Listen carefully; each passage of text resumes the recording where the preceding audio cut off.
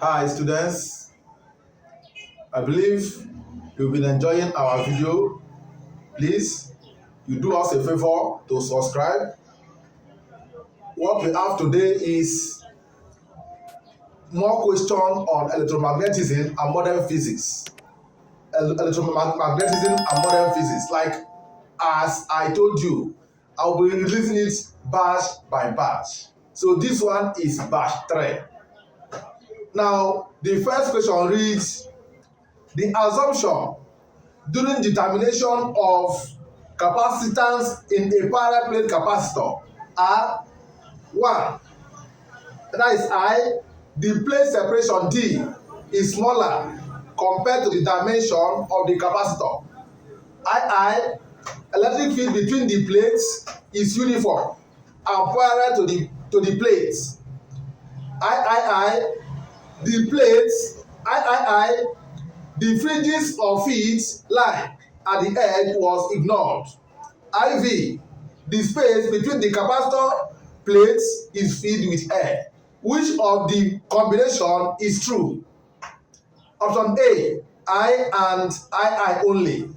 Option B, I and IV only. Option C, I and III only. Option D, I and IV. Now, it should be noted that the assumption taken when determining the capacitance in a parallel plate capacitor are 1. The plate separation D is smaller compared to the dimension of the what?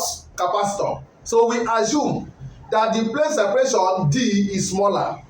Then 2 is the electric field between the plates is uniform and perpendicular to the field. Get the point where the electric field is uniform and perpendicular to the field. So on that note, II is wrong. Then let us think about III. The fringing of the field line at the edge was ignored. Yes, it was ignored. Then the space between the capacitor plates is filled with air. So that air is the what? Dielectric. On that case, air is the what? Dielectric is correct. So the right option there is what? I and IV, which is option B is correct. Option B is what? Correct. Students should remember that during the determination, the assumption that is taken are that electric field between the plates is uniform and it is what? Perpendicular to the field and not parallel. And not what? Parallel. So option B is correct. Question number 2. During determination of capacitance of capacitor, the law applied is, now when determining the capacitance of a capacitor for a parallel plate, that is, we apply what law? The law applied is Gauss law. Gauss law. Now from this Gauss law, we were able to determine the capacitance of a capacitor using that the electric field is equal to what? Electric field is equal to what? V over D. From Gauss law, we are going to look at this thing. What is Gauss law?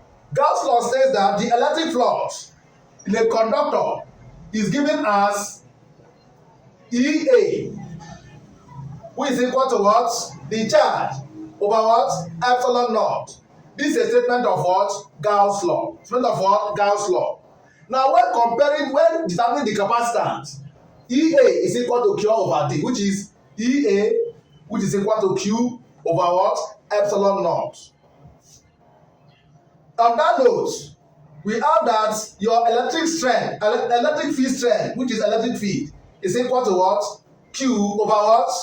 A epsilon naught. This one should be noted. In this place, you know that electric field here is V over D, which is potential difference over what? D, distance of separation. Electric field here is equal to charge over area times distance times what? Permittivity of what? Free space. So comparing the two electric fields, you have that your V over D is equal to what? Your Q over what? A epsilon naught. Now, it should be noted that we have that V over Q is equal to what? D over A epsilon naught. But you should know that the charge is equal to CV. In a capacitance or capacitor, you have that charge is equal to CV. On that note, you have that capacitance of a capacitor C is equal to Q over V.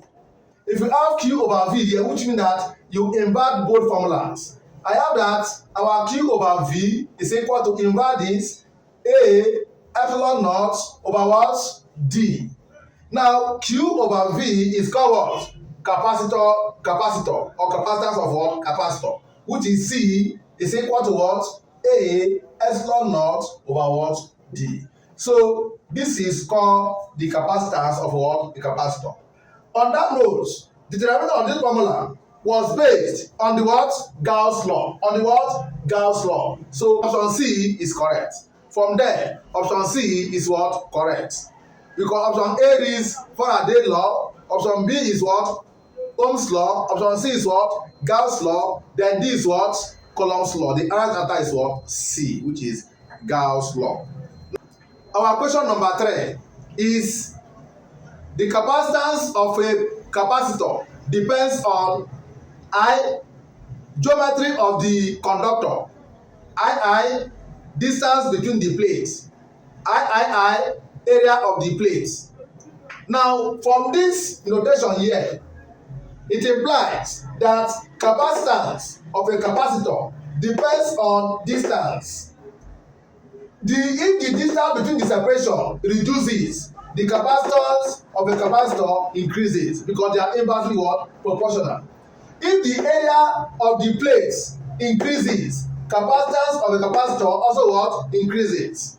The geometry also, this epsilon naught, which is called what? Dielectric, depend on the what? Geometry. Depends on the what? Geometry. So on that note, the capacitance of a capacitor depends on 1. Geometry of the conductor, I, distance between the plate, and I, the area of the plate, which implies that option I, and I is what? Correct. So option D is correct. Now, question number 4. Electrical energy density in a capacitor is given as option A, half CV square. Option B, half the electric square E square.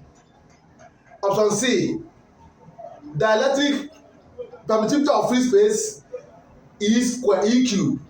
D, half the electric constant E square. Now, it should be noted that the energy stored in a capacitor is given as what? 1/2 CV square. We still have another formula, 1/2 CV square. On that note, you should know that capacitance of a capacitor C is equal to what? Epsilon naught A over D. Then you should know that electric field strength, electric what? Field strength. Electric field is equal to what? V over what? D. On that note, V here is what? ED. Where E represent electric field and D represent what? Distance. Allow me now to substitute these formulas into the equation now. Now the energy now is equal to 1/2 multiplied by C. C represents epsilon naught A over what? D. Multiplied by V. V represents ED. ED all squared. Which implies that the energy which implies that the energy, please, this E should not confuse you. This E is what? Field strength. Why this E is the energy? This is the energy. The energy is now given as what? Energy is now given as what? 1/2 multiply by what? Epsilon naught A over D multiply by what? E square, which is electric field strength, D square. Then the energy is now equal to 1 over 2. D cancel 1. Cancellation, we have epsilon naught A, then your E square and D. This implies that 1 over 2 epsilon naught electric field strength all squared, then A D. Remember that the A represents the area and D represents the what? The distance. Area and distance give us what? Volume. So this one will tend to 1 over 2 epsilon naught electric field strength V. V. Energy density class. Energy density is over volume. Sorry, energy over volume class. Energy over volume is equal to what? 1 over 2 epsilon naught E squared. The energy over volume here is called electrical energy density. So electrical energy density is what? Half epsilon naught E squared, which implies that option D is correct. Option D is what? Option D is what? Correct. Option D is correct. Question number 5 is a material which the resistivity is 0 below critical temperature is called. Today you know what we call critical temperature. A material which the resistivity is 0 below critical temperature is called what? Superconductivity. It's called what? Superconductivity. A material in the superconducting state have 0 resistance. Note. A material in the superconducting state have what? 0 what? Resistance. Now, on that note, the current persists without reducing. Current remains the same. Current does not reduce. That is why superconducting material can be used as a diode. Can be used as a what? A diode. On that note, as superconducting region, no energy is lost in such a circuit. No energy is lost in such a what? A circuit. That is the major reason why it is used as what? Why it is used as what? Diode. Now question number 6. The unit of coefficient of resistivity is, you should know that resistivity, the coefficient of resistivity is given as what? Increase in resistance over original resistance multiplied by what? Temperature rise.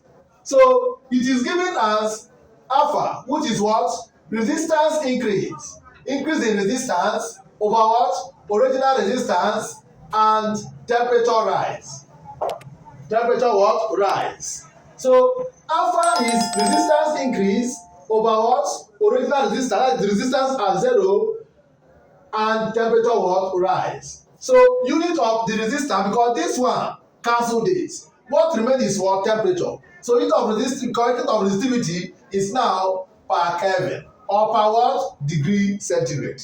Either you see it as per Kelvin or per what? Degree centigrade. So option C is correct. Please, you can do it. You can do it.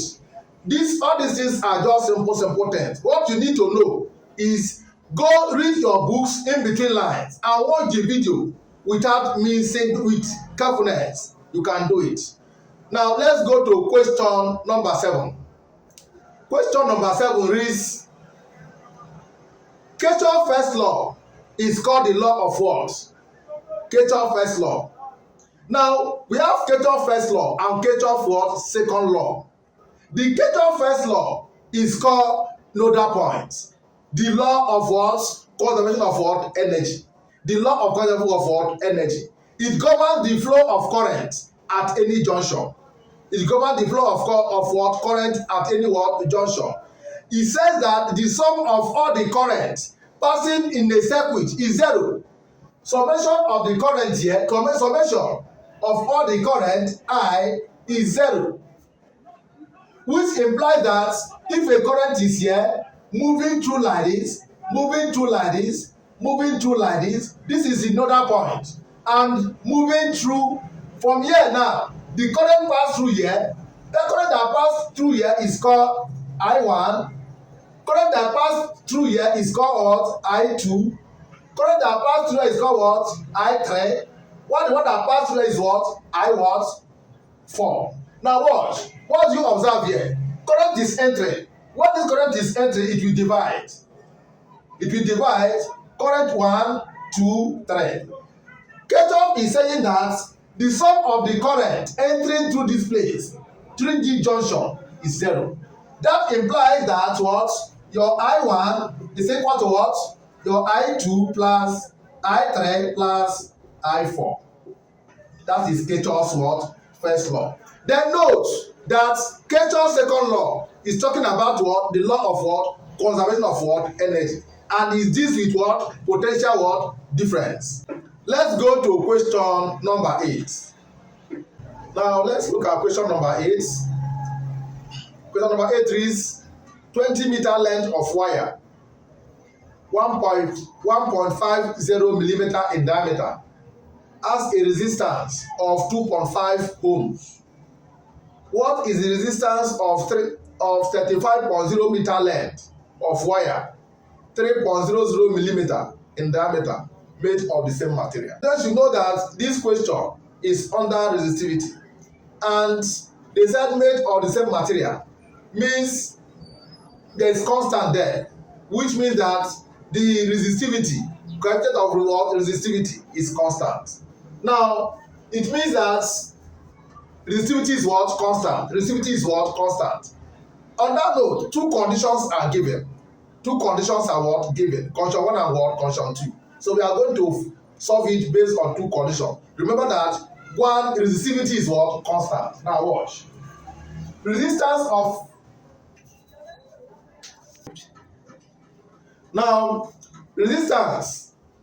resistance R is given as what? Resistivity all over what? L over what? A. Resistivity all over what? L over what? A. On that note, making this resistivity the constant, it means that your what? Your RA over L is constant. This is called what? Your what? Resistivity, because they said it is made of what? The same what? Material. Now, two conditions are provided. You have that R1, A1 over what? L1 is equal to what? R2, A2 over what? L2. This one here is your area. A1 is your area for the first condition. A2 is your area for the what? Second condition. Now, pick the parameters given. Your R1 is given as what? R1 is given as what? 2.5 ohms. A1 is not given, but the radius is given. That's so R1 is given as what? 1.5. That is D1 because diameter. D1 is given as what? 1.50 millimeter. Then R2 is not given. L1 is given as what? L1 is given as 20.0 millimeter. 20.0 meter. Then D2 is given as what? 3.0 millimeter. Then L2 is given as what? 35.0 meter. Then substitute the answer into the equation. So the answer into the equation, you are going to have that R1 is 2.5 times A. This is A. Your area is given as what? Is given as what? Pi d square over 4. Pi d square over 4. And two conditions are given. So students, you should know that since the two conditions are given, what you use is what? Only d square. Use only what? D square. So I will put in place of this one d square because I'm going to cancel out pi and 4. Cancel it out. Okay, let's put it for the of weaker brethren. I will say pi d square is given as what? 1.5 millimeter all squared over what? 4. Divided by what? 20.0 meter is equal to what? R2 unknown. This one is the same pi times pi brackets 3.0 millimeter all squared. Divided by what? 35.0. Now, this is over 4, I over 4. Pi over 4 cancel pi over 4. Pi over 4 cancel pi over what? 4. Then the what remain is 2.5 times 1.5 all squared divided by what? 20 is now equal to what? R2 times 3.0 all squared over what? 35. Then your R2 is going to be what? 2.5 times 1.5 all squared times 35 divided by what? 20 times 3.0 all squared. So that is the answer. The answer remains what? 1.1 ohms. From your calculator, you press it. Calculator gives you 1.1 what? Ohms. So option A is what? Correct. Let's look at our question number 9. Our question number 9 is an 18 gauge copper wire. An 18 gauge copper wire has a normal diameter of 1.02 millimeter. This wire carries a constant current of 1.67 ampere to a 200 volt lamp. The density of free electron is 8.5 times 10 raised to the power of 28 electron per cubic meter. Find the magnitude of the current density. Find the magnitude of what? Current what? Density. Now, from what we have given so far, they've helped in calculating most of the thing. That what they gave you us is what? The density of free electrons, which is the n value, is given now. So let us find. You should know that current I is equal to NQ VDA, where N is the what? That density of the free electron. Now, that is number of electrons. Your Q is the charge of electron. VD is the what? Drift what? Velocity. And A is the what? Area. If you divide both sides by A, you are going to have I over A to be equal to what? NQ VD. Remember that this VD is called what? Drift what? Velocity. Drift what? Velocity. Now, I over A is called current density. Current what? Density. And it's given as what? J. So they are given here that J is current density. In this case now, our J is equal to I over A. J is equal to what? I over what? A. And is I given? I is 1.67 and A is not given. Now, A is the area of the wire. Area of the wire, please, is pi d squared over what? 4. You should know how we obtain the area of the wire. Because a wire have area is pi r squared. Pi r squared. And when diameter is given as what? 2r. On that note, your r is equal to d over 2. If you put d over 2 here, it becomes a to be equal to pi d over 2 all squared. It means that your area now becomes d squared. D all squared is what? Pi d squared. 2 squared is what? 4. Please, that is how we got pi d squared over 4. Please don't confuse. Don't be confused. This area is the area of the wire, which is pi r squared. From there, this is how we got it. So this thing should be always constantly in you. As a physics student, don't forget this. area of wire is what? Pi d square over 2. The pi d now is the diameter. Is what? The diameter. But when radius is given, it is what? Pi r square. Please don't forget. Now the area, now let's find the area of the wire. The area now is now given as what? Pi multiplied by diameter. Is it given? Diameter is given as what? 1.02 millimeter. 1.02 what? Millimeter. Which we are going to convert. So here is your pi is 3.142 times 1.02 converts as 10 minus 3 meter. Divide by what? 4. Your conversion gives you minus 3. The area now, if you press your calculator, the answer you are going to get 8.17 times 10 raised to the power of what? Minus 7 meter. Meter square. That is the area. Then calculate your drip velocity. That is your J. J is equal to what? I over what? Area. Which is equal to what? I is what? Plus I is what?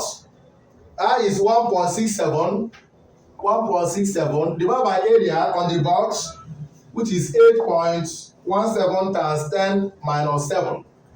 It gives, so if you press the calculator, it will give you 2.04 times 10 to the power of what? 6. 2.04 times 10 to the power of what? 6 ampere per what? Meter square. Ampere per what? Meter square. That is the answer. So option A is what? Correct. Option A is what? Correct. Now our question number 10 is the same question. They said an 18 gauge copper wire has a normal diameter of 1.02 millimeter. This wire carries a constant current of 1.67 ampere in a 200 watt lamp. The density of free electron is 8.5 times 10 to the power of 28 electron per cubic meter. Find the drip velocity. Now, the drip velocity now is now given as what? From what we have given here, we now say that your J is equal to what? Your J is equal to what? NQVD. That is your J. What does J stand for? J stand for what? Current what? Density, which is what we have already gotten. So this implies that our drip velocity, which is VD, is equal to J over what? NQ. VD, drip velocity, is equal to what? Current density, which is 2.04 times 10 to the power of 6 ampere per meter square divided by number of electrons, which is N, is given in the question as what? 8.5 times is given here as what? 8.5